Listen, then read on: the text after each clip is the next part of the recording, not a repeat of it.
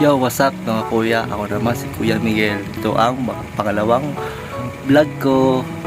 Yung kanina, yung pinost ko na kanina, may nag-comment sa akin kanina. Ang pangalan niya ay si RJ. Sabi niya sa akin ay ito, maglabas raw ako ng kanta. Una sa lahat, wala pa akong kulang pa ako ng mga gamit. Kaya abangan nyo sa kanta ko sa susunod, lalo na kay Joey Boy. Shout out po sa inyo.